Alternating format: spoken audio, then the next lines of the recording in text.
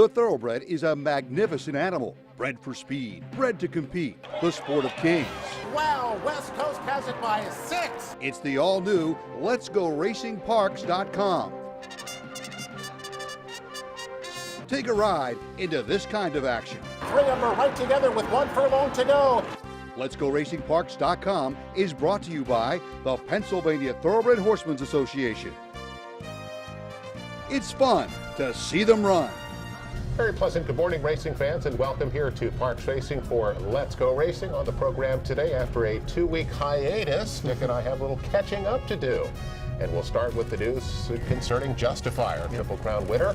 We'll talk about that here at the top of the show. Our local feature, Sensational Toy. Good-looking, improving 40-year-old filly was the favorite. We'll see whether she could get it done for trainer Juan Saray. National feature for the Del Cap down at Delaware Park. Elate was back in action. And we'll talk to trainer Ed Coletti. Eddie has been at the game for a quarter century. Yep. How about his first graded win? At 47-1 at Belmont. We'll talk to Ed Coletti here in just a little bit. Hi, everybody. Keith Jones back down on the beautiful first floor here at Parks Racing, and my Eclipse Award-winning buddy, Dick Girardi. And Dick, we have some catch-up to do. Yep. And who was in the news this past week but our Triple Crown winner, Justify. And unfortunately, while we were looking for maybe news on a fall campaign, that wasn't the news we got. No, it was not the news we got, Keith. It was interesting. He hadn't been on the work tab. And I texted my buddy Jay Privman, who's the DRF correspondent out there on the West Coast, said, what's going on here? And it was the very next day that the announcement came from WinStar that he's got some filling in an ankle. He's been taken out of training. He's with Bob Baffert at Del Mar. They're going to take a look at him, see where he is. Most people around the game that I know think we've seen him run for the last time. But having said that, he's not at WinStar. He's not at Coolmore where he's going to be retired. He's still with Bob Baffert, so they'll reevaluate him maybe in another week or so, and then they'll make a decision on what they're going to do. Now, if he's going to run, there are only 2 options left to get him to the Breeders' Cup. It's either here in the PA Derby on September 22nd, or at Santa Anita, which would be his home base at that point, in the Awesome against older horses, September 29th. Both races a mile and 1/8. Both races getting you ready for the Breeders' Cup Classic. Do I have any particular insight into what's going to happen if they get to the point where they're going to choose a race? I don't. Here, there's more money. There's bonus money. There's a Grade 1 status. California might be a more difficult race technically because of older horses, but it's home, it's an easy ship, and frankly, if they're getting the 75 or 85 million I've heard for the stud fee, they don't need any more money. But would we love to see him here? Would it be awesome to see an undefeated Triple Crown winner here at the PA Derby? Does Bob Baffert have fond memories of his trip here last year? Yes, yes, and yes. Be happy to have him, and we'll see. Well, Dick, the issue was his ankle. He got some inflammation in the ankle. They had him off the racetrack. He got some light training, and the inflammation came right back. Yeah, it's concerning. Yes. And whether he's going to, and he's a big, huge horse, whether he can withstand training or not, we don't know.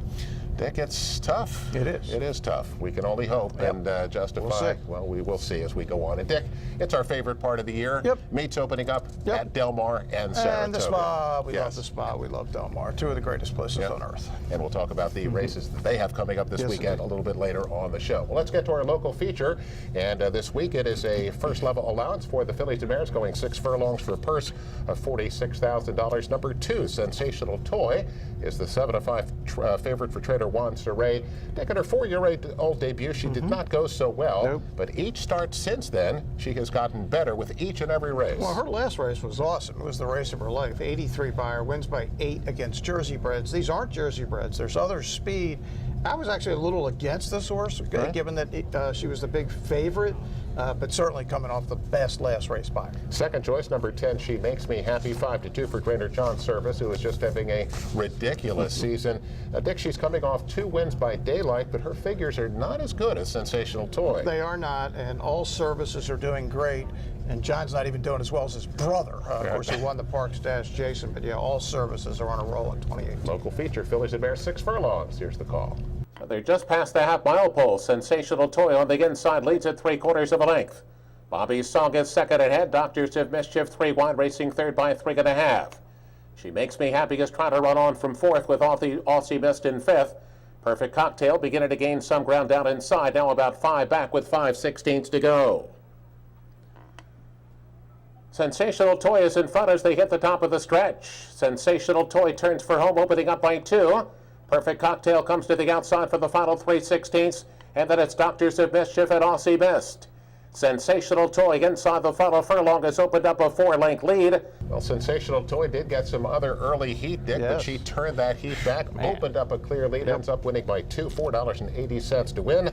Number 5, Perfect Cocktail at 15 to 1 finishes up a good exacted, Dick. Sensational Toy, another outstanding effort. Yeah, she backed it up. 84 this time, so she was not a horse, as it turns out, to bet against. She was really good, and I will not be betting against her for a while. Well, Dick, we've talked about it before. That website, Let'sGoRacingParks.com. You continue to churn out those great stories. Eddie Coletti is in. We'll talk to Eddie in a minute, but yeah, he's going to be the feature coming up this week. And Craig Donnelly's selections every day. I make Your little videos.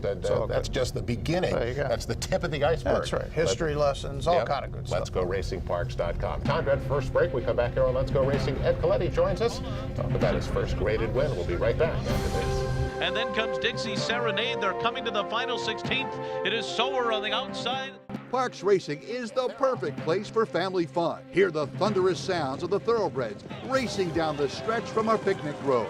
Or you can get up close and personal trackside for excitement you will never forget. Parks Racing is a great place to meet up with your friends. It's all about action and hopefully picking a few winners. Many of the same horses on the Triple Crown Trail will be heading to Parks Racing in the fall for the $1 million Pennsylvania Derby, right here at Parks Racing. It's fun to see them run. What does Chapman's 7 locations and 10 car brands mean to you? It means a huge selection of quality pre-owned vehicles, all makes and models, many one-owner low-mileage certified with miles of factory warranty remaining. Safety checked, meticulously detailed, and each come with a free Carfax report so you can buy with complete confidence at any Chapman Auto store near you. Or shop online anytime at ChapmanPreowned.com. If our emblem is not on your car or truck, you probably did pay too much.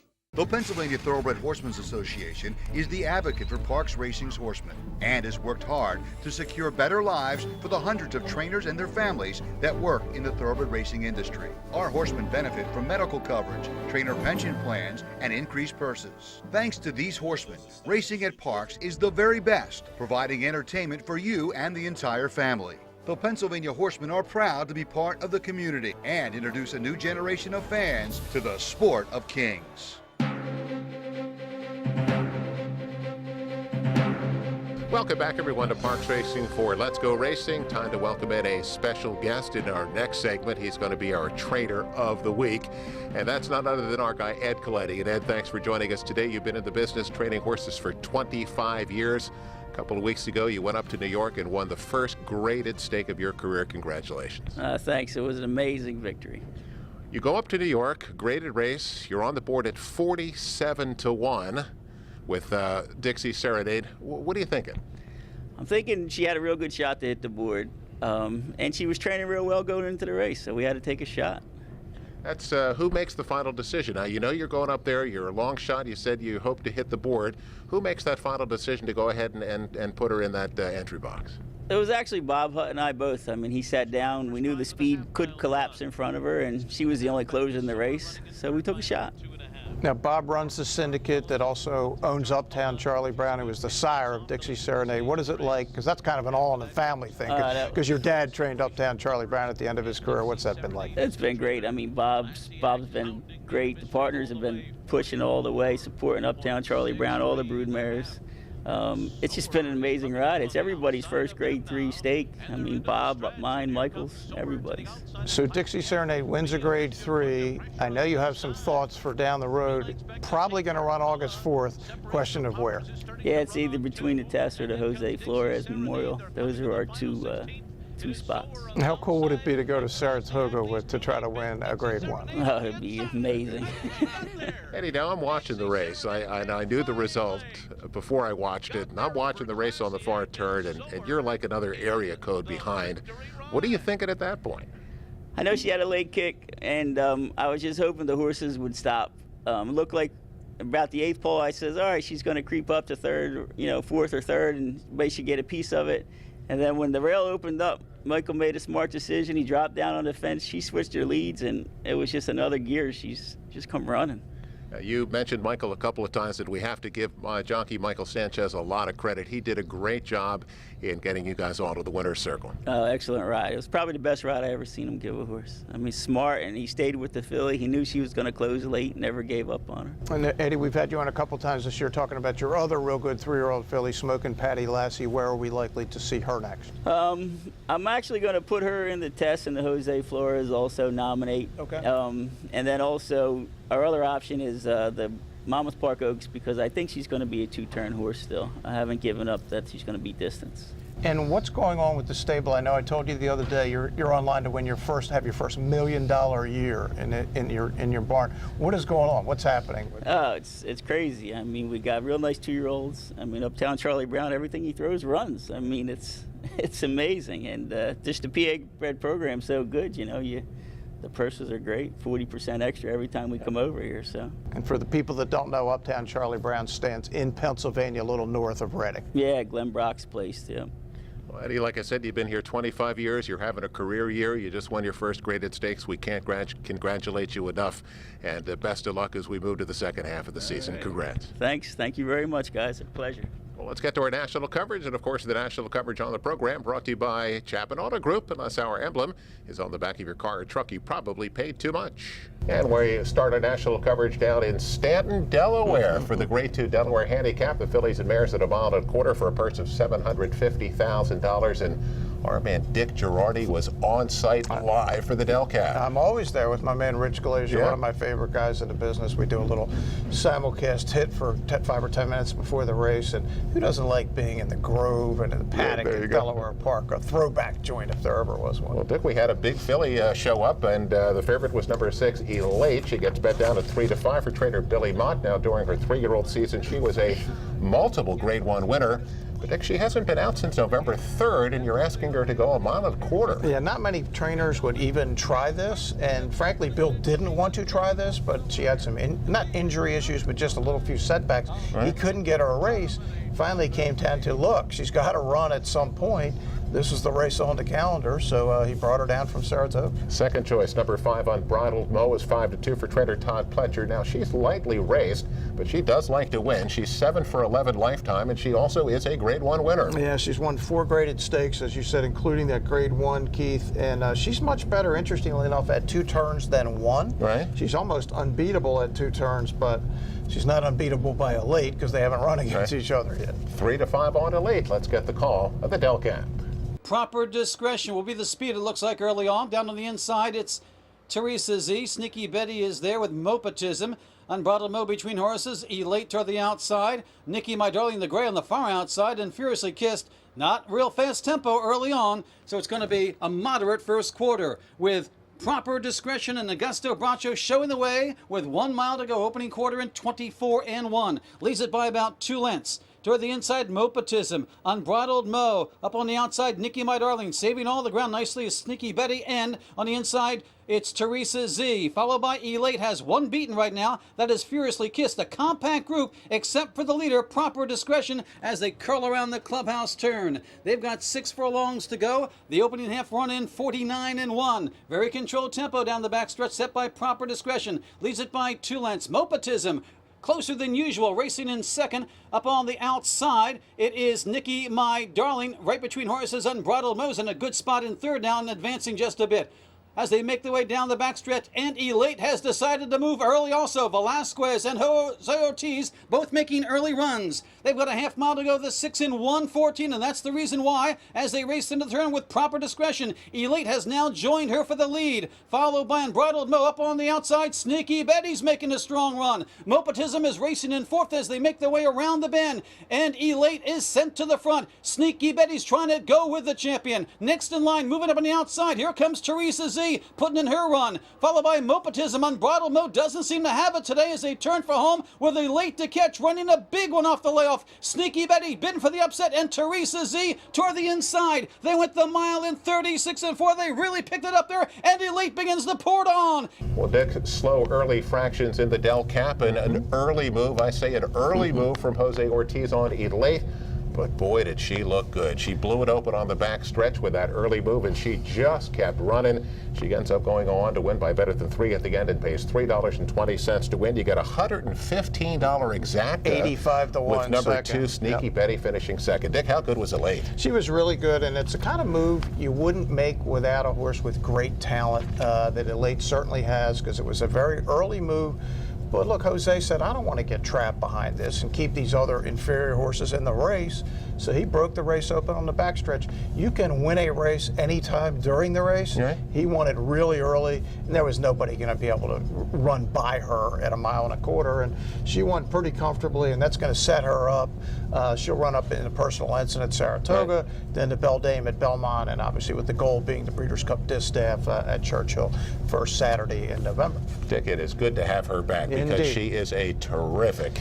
She is, and that's of course, Billy is very familiar with winning the Distaff. I think he's won it 5 times, right. So he'll be back with a major player one more time. Well, Dick, let's keep it at Delaware Park for a race that was part of the match series. That is the Hockessin Stakes. It's a 6-furlong sprint over the main track for $75,000. We had a number of locals that went down to take part in this.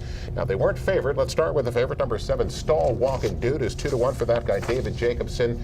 Now, he's now an 8-year-old, but during his 7-year-old season, he won over $500,000. Yeah, it's an amazing horse. 60 starts, 20 wins, 9 seconds, 10 thirds, $1.7 million the hard way, because he just knocks them out race after race. Second choice, number 11, Always Sunshine, is 5-2 for our guy Ned Allard, on a bit of a losing streak, but nonetheless does have some good numbers. So the numbers say he's competitive in here and was second in this race last year. Right. You got to go back to 2 years ago when he had his really breakthrough year, when he was running triple-digit buyers fairly regularly, but obviously a real talent for Ned. And the man went down there. Our guy, the man. He goes down. He's 7-2 for Trader John's Service, and he's coming off a pretty good effort here on the local track. Yeah, he won by 6 in his second start. Of course, the man is owned by Natalie J. Baffert. That would be Joe Baffert, Bob Baffert's wife. It's the match series. Let's go down for the Hockessin. Stall Walking Dude in tight quarters, but he is a closer, so it shouldn't compromise him too much, but he got a couple lengths the worst of it. The man, as expected, goes right for that lead. Always Sunshine up on the outside, racing second. Chublicious going third, followed by toward the inside, Blue Eye Gold in fourth. 2 lengths to It's the Journey, followed by Lackey, and Stall Walking Dude will come from out of it about 7 lengths off that lead. As they race past the half, opening quarter 22-3.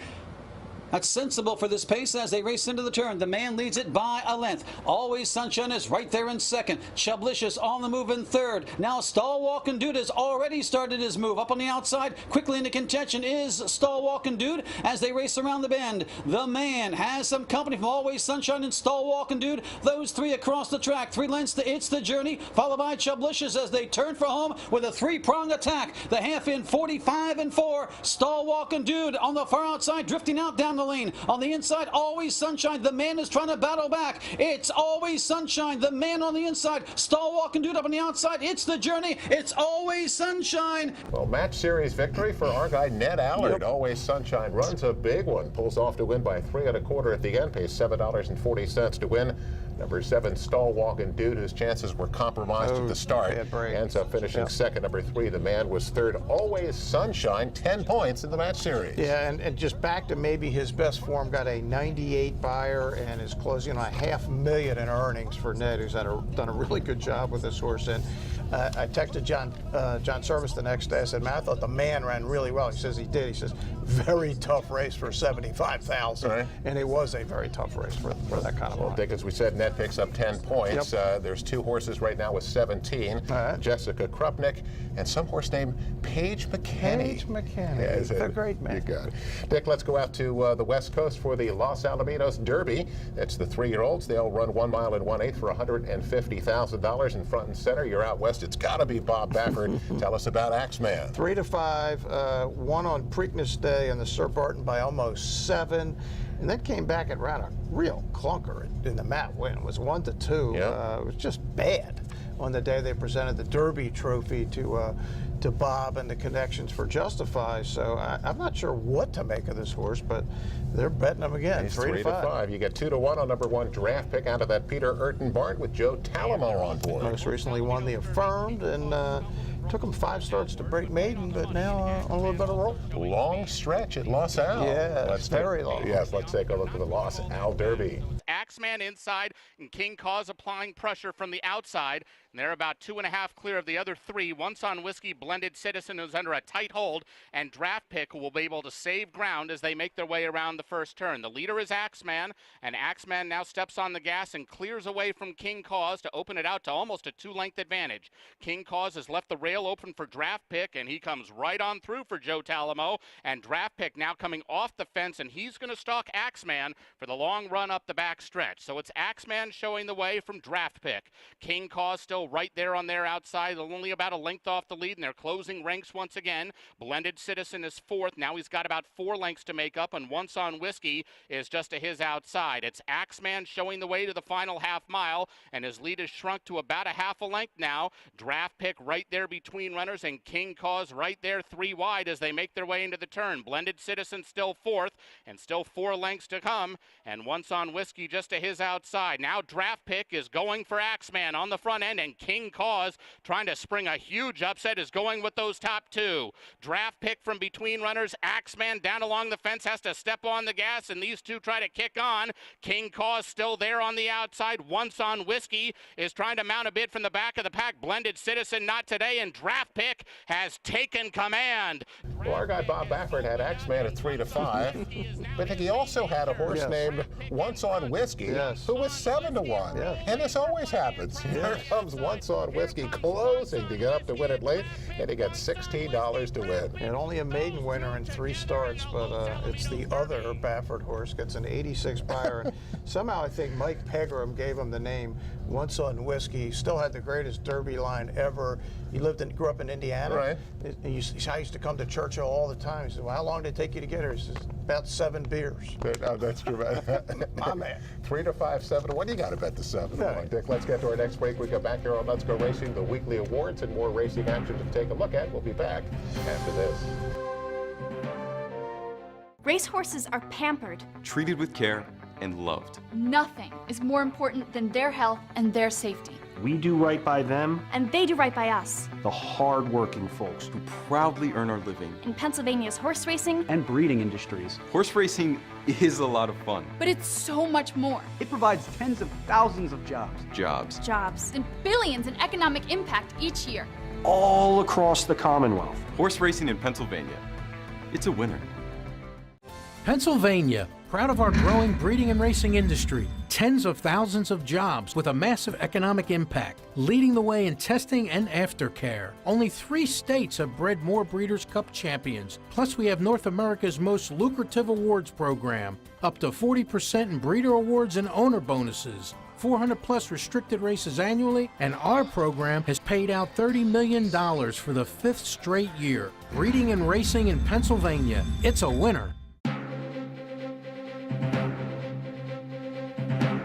Welcome back, everyone, to Parks Racing for Let's Go Racing. It is those weekly awards brought to you by the great folks at the Turning for Home program, that retirement program, the best in the nation, turningforhome.org. Dick, our jockey of the week, he doesn't ride often here. He showed up on Monday. Yes. Had a little double action for that guy, Kendrick Carmouche. Well, he's in the Hall of Fame for a reason. He 2 beautiful rides to win both One of of those the best races. around. And our man Ed Coletti, first graded Of win course. 25 years. How can you not give Eddie Mark him Coletti? up. There you go. Trader of the week is our guy, Ed Coletti. Dick, let's get to race recap back to Delaware Park. 3-year-olds on the grass in the Grade 3 Kent. They'll go 9 furlongs for $200,000. West Point has the favorite, number 5, Untamed Domain, at 6 to 5. But Dick, 15 to 1 on the 6, Golden Brown. Trader Pat McBurney had a huge day. He did have a huge day, along with somebody named Keith Jones, who had this exact with the 15 to 1 Golden Brown over the 6 to 1 Hot Springs. How about Golden Brown? 33-20 to win, wins by almost 2 at the end. Let's go to Indiana Grand for their 2 big races. The Indiana Derby is first.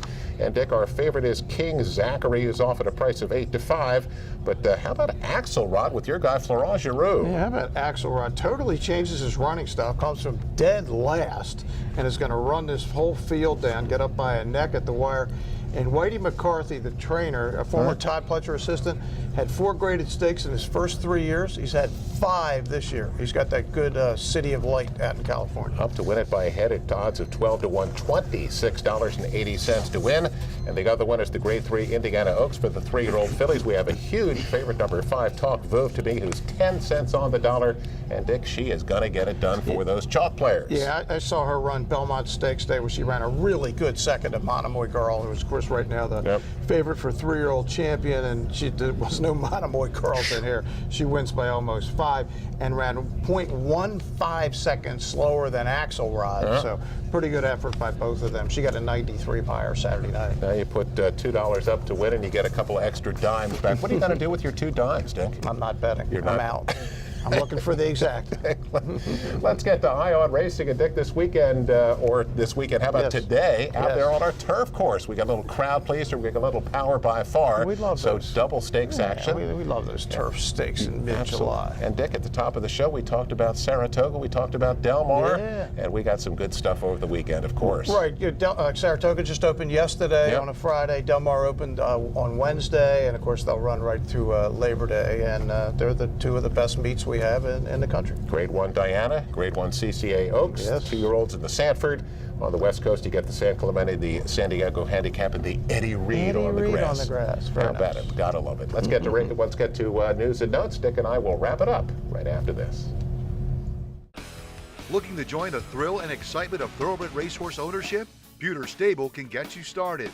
With more than 25 years of experience under the leadership of Greg and Kate DeMasi, Pewter Stable is one of the industry's leaders in racing partnerships, winning hundreds of races and millions of dollars at racetracks all over the Mid-Atlantic, including New York. Pewter Stable is working hard, looking for the very best runners at all the top sales, and we do claiming partnerships as well. No markup, no management fees, makes our partnerships unique and affordable. Training services also provided for individual owners. Give us a call and see what Pewter Stable is all about. The thrill and fun of thoroughbred racehorse ownership is easier than you think. We are Pewter Stable.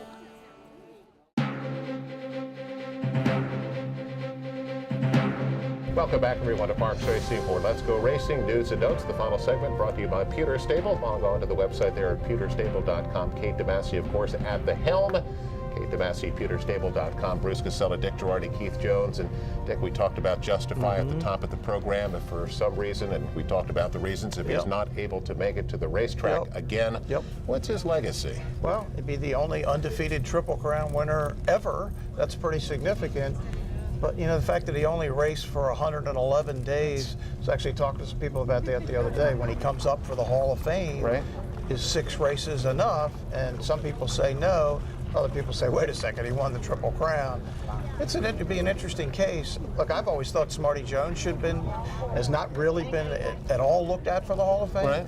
I mean, he was a length away and 9 for 9, or whatever the number was. Would have been undefeated Triple Crown winner, but didn't race long enough. So we'll see. But you know, the wear and tear through the Triple Crown season, and of course the compacted beginning of the season for him, it doesn't always necessarily show up right away. But then here it is, and it's... Well, he's a huge horse, and that's a lot of pounding, it's a lot of training, and in a very little amount of time. Am I shocked that he came up with some filling in his ankle? No. I mean, it's almost inevitable with these horses. Well, we could always hope. Yeah, we hope he recovers and he shows up here. Dick, that'd be great. Saratoga, Del Mar, there's no place better to bet them than right here. They do allow wagering here, absolutely. I think I see windows behind me, in front of me, and everywhere else. Such great meat, such great horses. Come out and enjoy it and bet it right here at Parks. And Dick and I will see you next week right here on Let's Go Racing.